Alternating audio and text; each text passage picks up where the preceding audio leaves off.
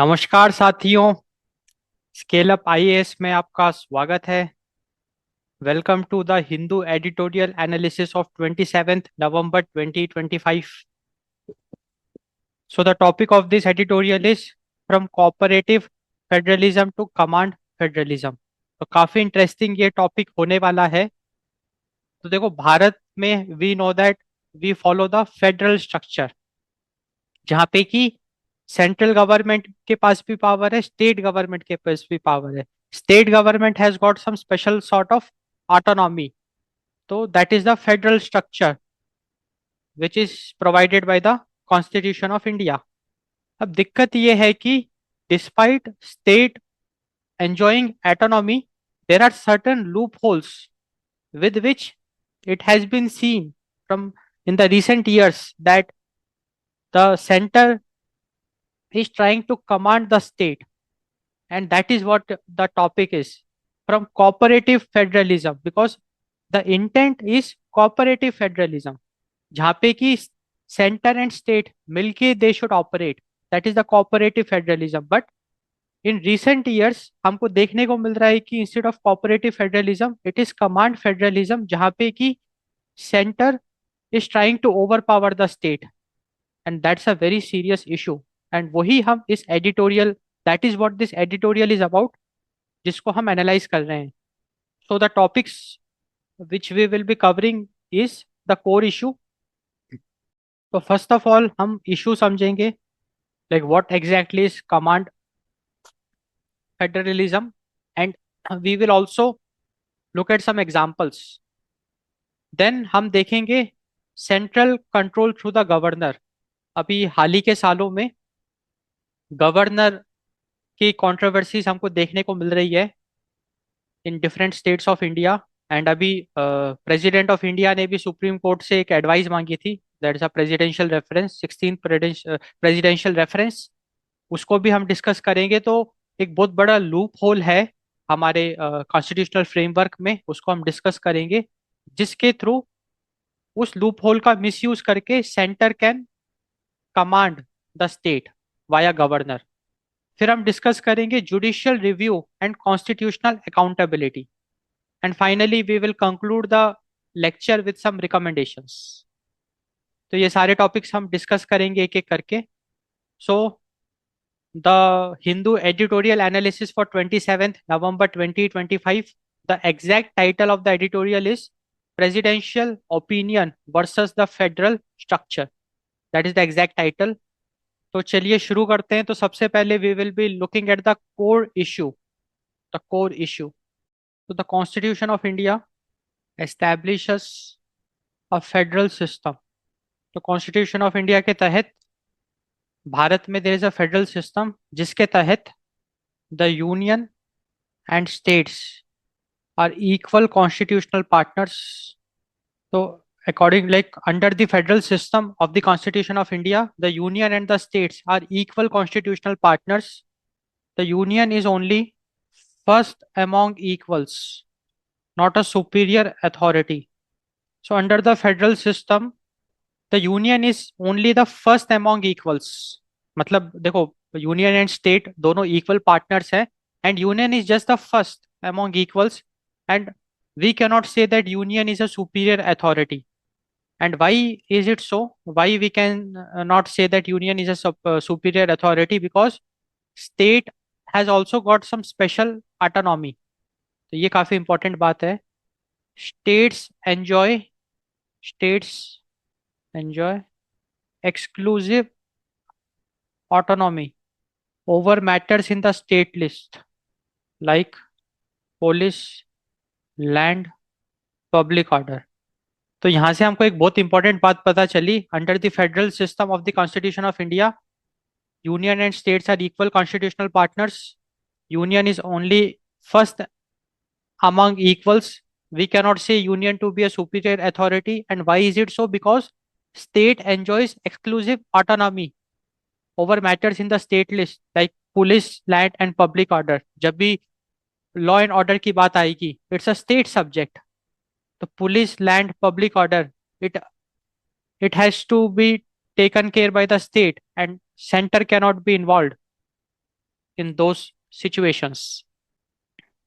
तो ये तो फेडरल सिस्टम की बात हो गई, फेडरल स्ट्रक्चर की बात हो गई, but despite of this, despite of the exclusive autonomy जो स्टेट के पास है, we have seen some very recent controversies, and उन कंट्रोवर्सीज को अब हम डिस्कस करते हैं, जहां पे कि we have seen how the centre is trying to overpower the state, or how the center or the union is trying to be a superior authority. So if we talk about the recent controversies, तो इसमें जो सबसे पहले आएगा वो आएगा GST compensation disputes.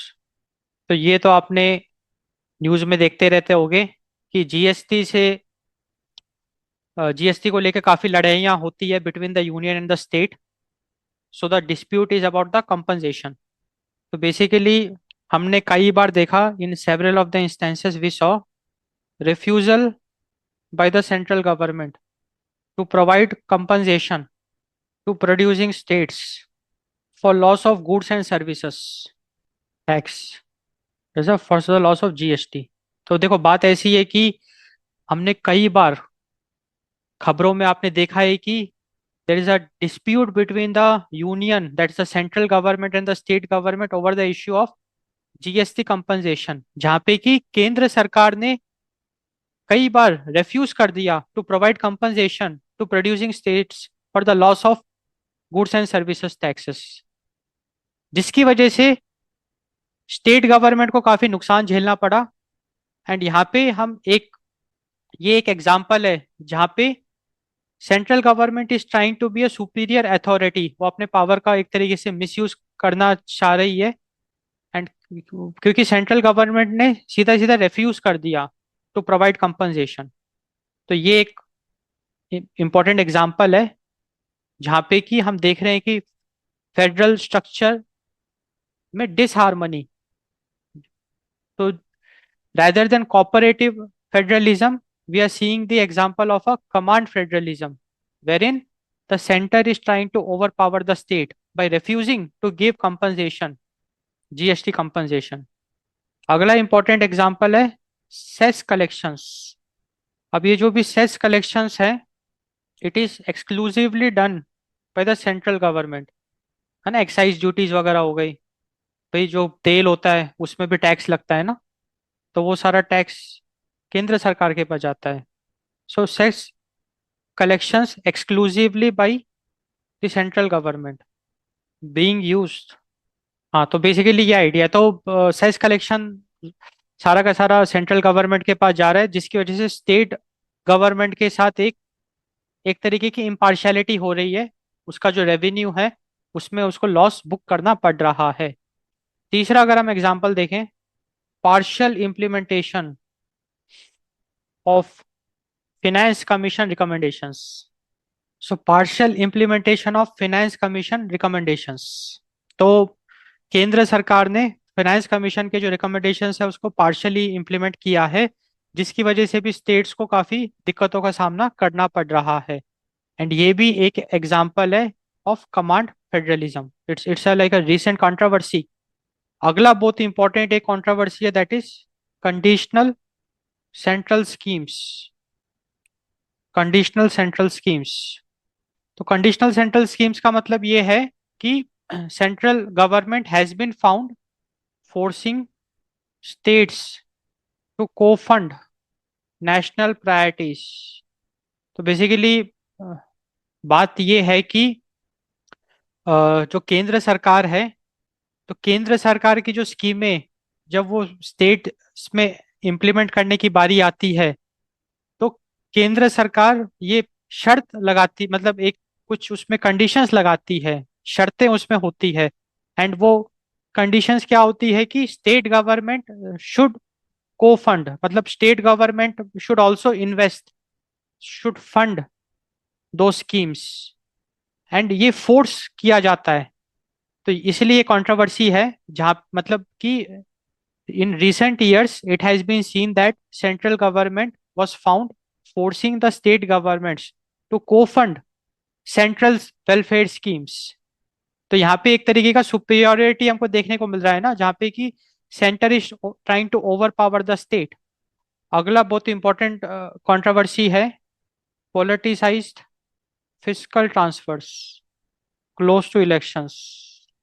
मतलब politicised fiscal transfers का मतलब ये है कि जब इलेक्शंस करीब आते हैं तो सेंट्रल गवर्नमेंट सेंट्रल अपने जो भी उसका फंड है वहां से काफी सारा सपोर्ट स्टेट्स में वो देता है for election campaigning so that उसकी पॉलिटिकल पार्टी जीते।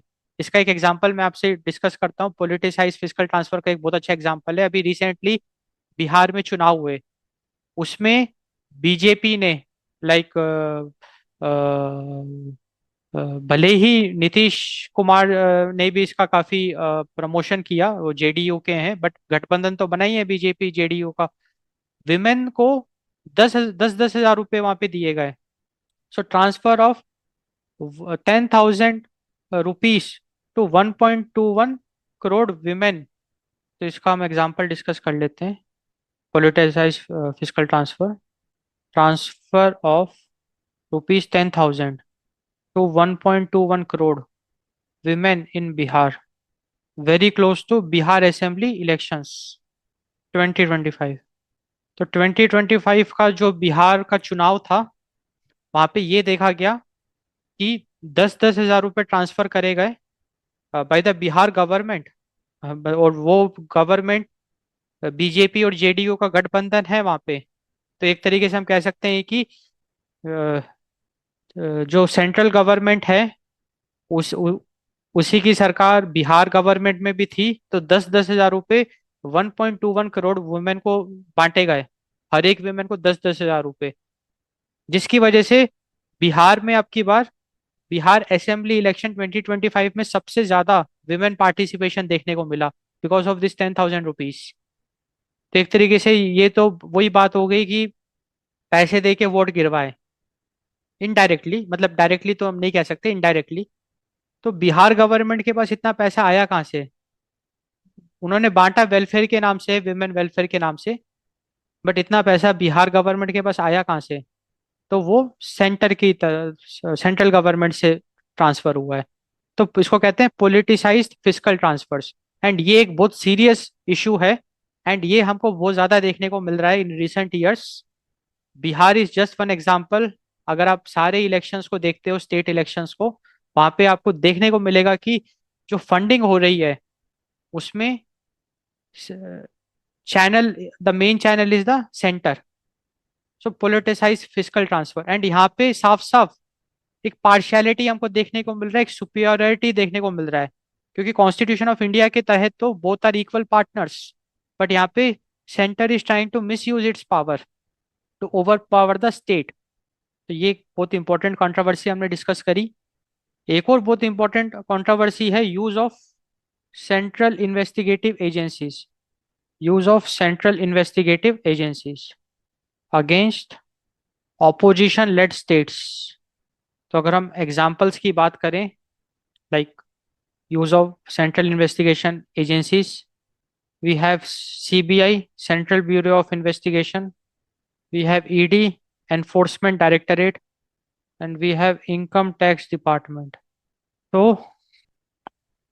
आपने देखा होगा कि कैसे दिल्ली इलेक्शन से पहले अरविंद केजरीवाल पे काफी कार्रवाई करी गई, उनको गिरफ्तार भी करवा लिया गया। अभी बंगाल में इलेक्शंस होने वाले हैं, एंड ईडी की रेड पड़ गई ममता बनर्जी, है ना, अपने न्यूज में आपने देखा होगा। तो use of central investigative agencies against opposition led states, ये भी रिसेंटली बहुत ज्यादा हमको कंट्रोवर्सीज देखने को मिली, जहाँ पे कि ये आरोप लगाया गया कि जो सेंटर है it is misusing its power, it is showing superiority over the state, and it's an example of command federalism. जहाँ पे हम कॉपरेटिव फेडरलिज्म की बात करते हैं, we are seeing command federalism. And एक और सबसे बड़ा इंपॉर्टेंट एग्जाम्पल, वो बहुत ज्यादा अभी चर्चा में रहा है, that is central control through the governor, central control through the governor. तो हमने देखा कुछ recent controversies which is an example of command federalism over cooperative federalism. GST compensation disputes, जहाँ पे कि सेंट्रल गवर्नमेंट ने रिफ्यूज कर दिया to provide compensation to the state governments for the loss of GST. Cess collection की अगर हम बात करें, it is exclusively done by the central government. Partial implementation of finance commission recommendations, जिसकी वजह से स्टेट गवर्नमेंट्स को काफी दिक्कतें झेलनी पड़ रही है because of the partial implementation. Conditional central schemes, जहाँ पे कि central government has been found forcing the states to co-fund the central schemes. Politicised fiscal transfers, जहाँ पे कि ये पाया गया कि central government is channelising its funds to the states जहाँ पे इलेक्शंस होने वाले हैं, एक तरीके से misusing the power. And use of central investigative agencies against opposition led states like CBI, enforcement directorate, income tax department and central control through the governor. इस lecture में हम लोग central control through the governor, इस controversy पे ज्यादा जोर डालेंगे, इसको ज्यादा डिटेल में फोकस करेंगे बिकॉज ये एक बहुत बड़ा लूप होल है कॉन्स्टिट्यूशन का, उसको भी डिस्कस करेंगे। तो अगर हम गवर्नर्स की बात करें, स्टेट गवर्नर, तो governors are unelected appointees of the centre. तो अगर हम गवर्नर की बात करें, तो governors are unelected appointees of the centre. इसका मतलब जो स्टेट गवर्नर्स हैं उनका अपॉइंटमेंट कैसे होता है, हाउ दे आर नॉमिनेटेड। तो देखो, गवर्नर को चुनने के लिए कोई इलेक्शन नहीं होता है। What is the process? जो काउंसिल ऑफ मिनिस्टर्स मिनिस्टर्स हैं, cabinet, council of ministers centre में, वो क्या करते हैं, वो चुनते हैं एंड प्रेसिडेंट ऑफ इंडिया उसको अप्रूव करते हैं एंड उनको अपॉइंट करते हैं। तो governors are appointed by the centre.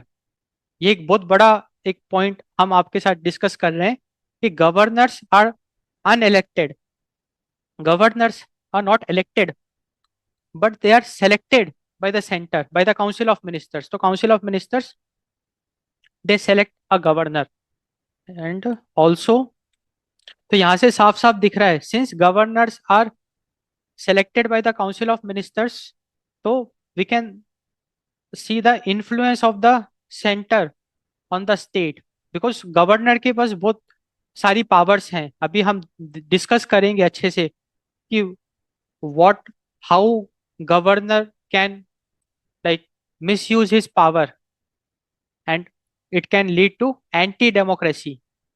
हम उसको डिस्कस करेंगे। उससे पहले हम एक और बहुत इंपॉर्टेंट ऑब्जर्वेशन डिस्कस करते हैं।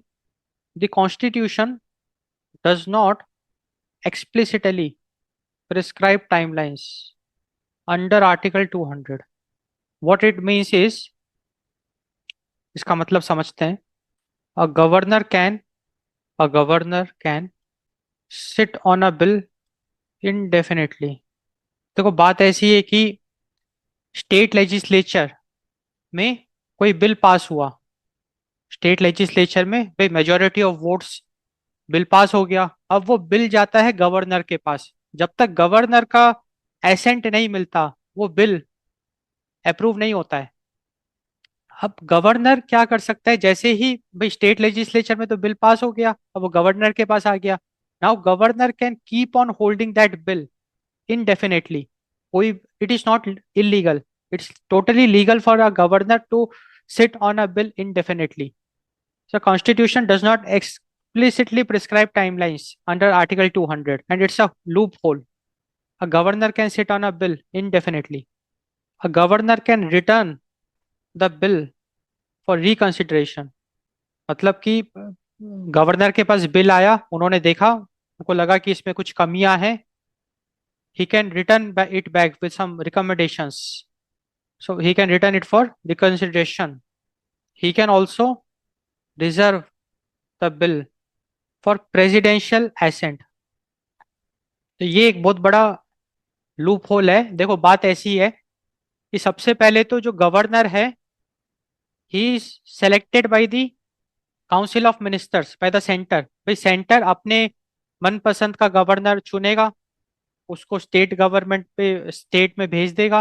अब लेट अस सपोज वो जो स्टेट है वहां पे ऑपोजिशन की पार्टी है, जो स्टेट गवर्नमेंट है it is opposition led, state is led by some opposition party. अब स्टेट लेजिस्लेचर ने एक बिल पास किया, अब सेंटर को वो बिल पसंद नहीं आया। मैं एक आपसे सिनेरियो डिस्कस कर रहा हूँ जो कि बिल्कुल पॉसिबल सिनेरियो है। तो स्टेट ने एक बिल पास किया, सेंटर को वो बिल बिल्कुल पसंद नहीं आया। अब centre can influence the governor.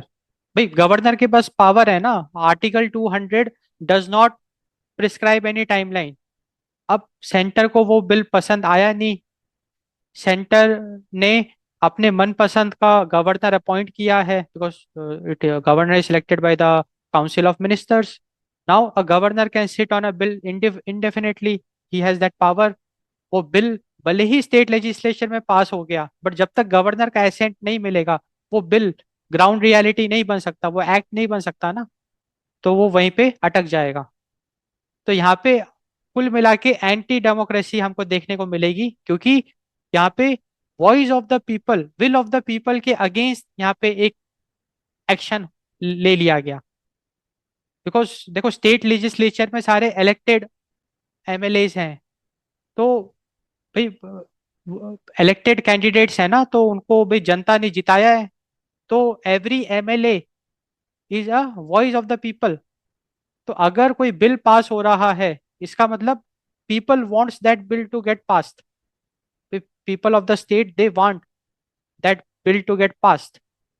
But अब सेंटर, यहाँ पे एक पॉसिबिलिटी है, मैं एकदम टेक्निकल डिस्कशन कर रहा हूँ, मैं किसी पे आरोप नहीं लगा रहा कि कौन क्या है क्या नहीं है, मैं तो एक जनरल तरीके से एक साइंटिफिक मतलब एक टेक्निकल मैं आपसे डिस्कशन कर रहा हूँ कि एक लूप होल एग्जिस्ट करता है जहाँ पे सेंटर मिसयूज कर सकता है अपनी पावर का। Governor can sit on the bill indefinitely and it will be a act against the will of the people. And यहाँ पे डेमोक्रेसी खतरे में है। एंड जब भी डेमोक्रेसी खतरे में होती है supreme court comes into the picture. तो यहाँ पे भी सुप्रीम कोर्ट का दरवाजा खटखटाया गया, वो भी अभी हम डिस्कस करेंगे इसी लेक्चर में। इससे पहले थोड़ा सा और हम इसको अच्छे से डिस्कस करते हैं। तो यहाँ से साफ साफ हमको एक पॉसिबिलिटी दिख रही है जहाँ पे कि governors are transformed from neutral constitutional sentinels into political gatekeepers. अब जैसे अभी हमने डिस्कस किया, सुप्रीम कोर्ट ऑफ इंडिया का दरवाजा खटखटाया गया, प्रेसिडेंट ऑफ इंडिया ने ओपिनियन मांगी, that is the presidential reference, and supreme court of India ने उसका रिस्पॉन्स दिया। तो the supreme court of India responding to 16th presidential reference has given its opinion। And उनके हिसाब से एक सुप्रीम कोर्ट का ओपिनियन ये है, no fixed timelines can be imposed on governors under article 200A। तो देखो बात ऐसी है कि अभी हमने काफी डिटेल में डिस्कस किया द लूप होल, जहाँ पे कि there is a possibility of center misusing its power to overpower the will of the people of the state, to go against the will, to go against the voice of the people of the state, because there is a possibility as we discussed जहाँ पे कि state legislature ने bill पास कर दिया and governor can just keep on hold that bill। and unfortunately हमको ऐसे cases देखने को मिले कि 20 से ज्यादा बिल होल्ड कर रखे हैं।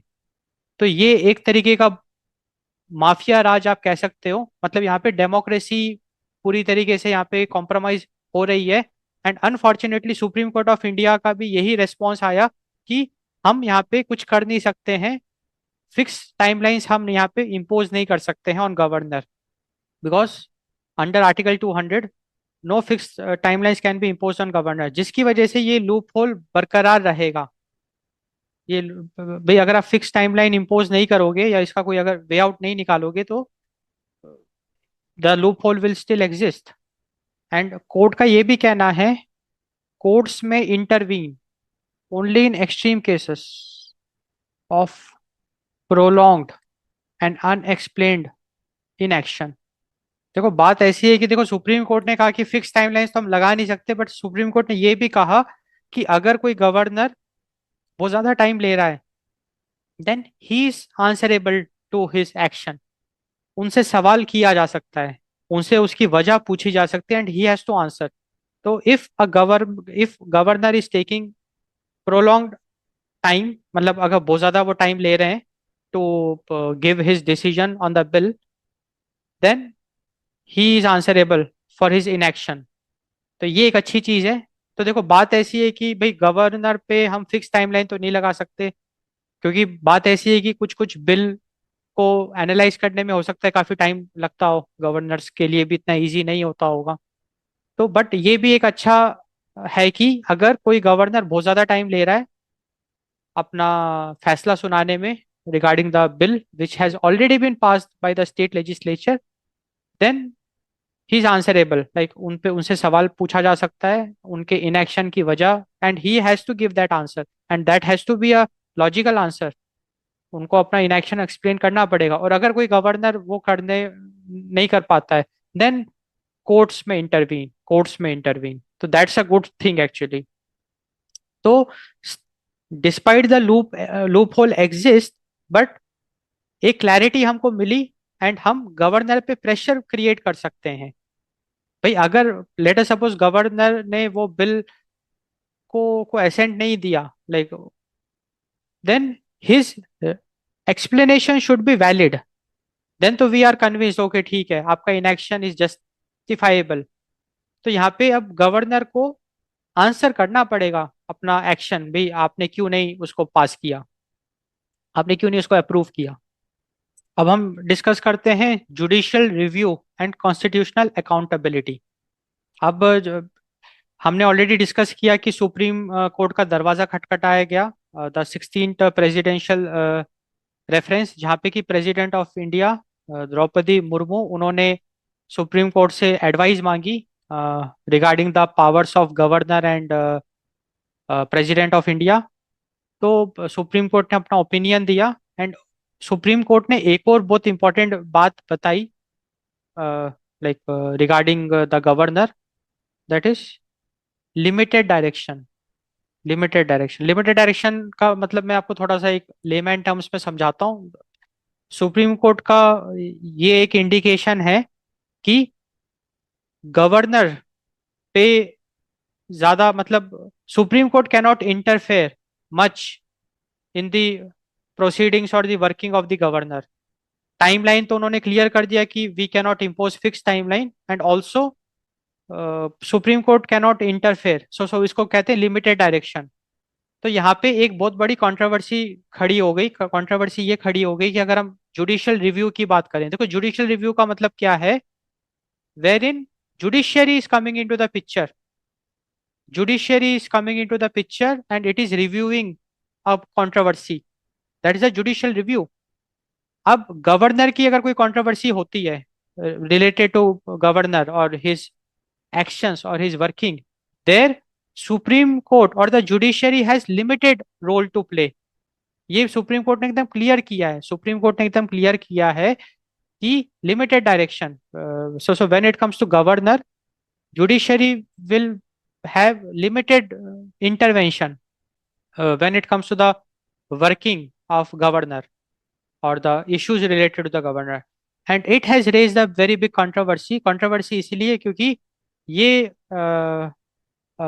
अपोजिशन का या क्रिटिक्स का ये आरोप है। उनके की आर्ग्यूमेंट्स अगर हम देखें, तो बेसिकली अगर हम जुडिशियल रिव्यू की बात करें, is a part of the basic structure of the constitution. Judicial review is the part of the basic structure of the constitution, even parliament is subject to it. And critics का ये कहना है कि जो limited direction है, it creates immunity, constitutional immunity, मतलब कि governor will be immune to anti-democratic actions because limited direction, and hence judicial review is a basic part of the constitution। देखो, बात ऐसी है कि constitution is a framework, it is like a system, it's like a set of rules एक तरीके से, and अगर कोई उसको फॉलो नहीं करता है ना, so it is like a set of rules which ensures peace, harmony fundamental rights, है ना। अब अगर कोई उसको फॉलो नहीं करता है, then he subjected to legal actions. And अगर कोई पावरफुल पर्सन उसको फॉलो नहीं कर रहा है, लाइक कोई सिस्टम में बैठा हुआ आदमी, लाइक कोई मिनिस्टर या पार्लियामेंट, पूरा का पूरा पार्लियामेंट अगर कोई ऐसा काम कर रहा है जो एंटी डेमोक्रेटिक है, जो कॉन्स्टिट्यूशन के प्रिंसिपल्स को वायलेट कर रहा है, then judicial review is the tool, is the mechanism to look into it, to take actions against it. So judicial review is a basic part of, is a basic structure of the constitution. तो यहाँ पे critics का ये कहना है कि why limited direction when it comes to governor? Because in with this, what is happening is that indirectly we are providing constitutional immunity to governors, wherein they can misuse their power, they can do some anti-democratic actions, and nothing can be done because even judiciary has little role to play over there. तो यहाँ पे यही सारा argument है। तो यहाँ पे हमने बहुत एक इंपॉर्टेंट बात डिस्कस करी, judicial review and constitutional accountability. तो constitutional accountability we achieve by judicial review. Constitutional accountability का मतलब ये है कि भाई हाउ वी कैन एंश्योर, भाई कॉन्स्टिट्यूशन बना तो दिया, बढ़िया हमने कॉन्स्टिट्यूशन बना दिया, उसमें बढ़िया हमने प्रिंसिपल्स लिख दिए, है ना, और हमको पूरा पता है कि हाँ भाई अगर हम इसको फॉलो करेंगे तो पीस एंड हार्मोनी रहेगा। But how we will ensure that it will be followed, that is the accountability.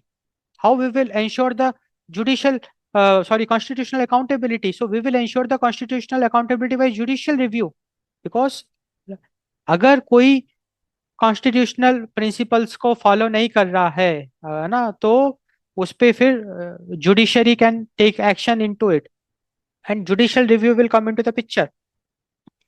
So the court's idea of limited direction is been criticized as it can create constitutional immunity. अगर हम recommendations की बात करें तो देखो इसमें अभी तक हमने जितना डिस्कशन किया हमने ये देखा clearly, we have seen examples wherein we have seen central government overpowering state government, like we will call it command federalism over cooperative federalism. We have seen instances of that. And governor वाला जो instance है वो तो बहुत ही ज्यादा एक dangerous है, क्योंकि वो जो हमने लूप होल देखा, इट इज समथिंग, अगर आप टेक्निकली उसको ऑब्जर्व करोगे तो बहुत इजीली उसको मैनिपुलेट किया जा सकता है, मिसयूज किया जा सकता है। एंड ऐसा हमने देखा भी है होते हुए, जहाँ पे कि 20-20 बिल, 20 से ज्यादा बिल्स रोक दिए गए। तो ये एक बहुत हाईली एक एंटी डेमोक्रेटिक एक्शन है, क्योंकि अगर स्टेट लेजिस्लेचर में बिल पास हो रहा है, state legislature is the voice of the people, because वहां पे जो एमएलएज हैं दे आर इलेक्टेड रिप्रेजेंटेटिव, वो जनता की आवाज है। अगर बिल वो पास हो रहा है तो people of the state wants that bill to get pass. And वहां पे अगर सेंटर ने मन बना लिया कि वो बिल पास नहीं होना चाहिए, तो गवर्नर इज द टूल। तो what can be done is, यहाँ पे there is a need for judicial introspection, wherein expert committees should once again relook at Article 200 and other relevant articles. And if there is a need for amendment, that needs to be taken care of. And if there is a need to like pass some new laws, that should be done.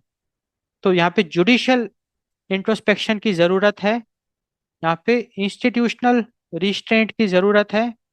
जहाँ पे देखो बात ऐसी है ना, governor has everything to do with the state, and since state enjoys the autonomy, अब ये जो गवर्नर का जो भी अपॉइंटमेंट हो गया, सिलेक्शन हो गया, तो यहाँ पे rather than giving the authority to the center, it should be given to the state, or some mechanisms should be devised via which things might be more smooth.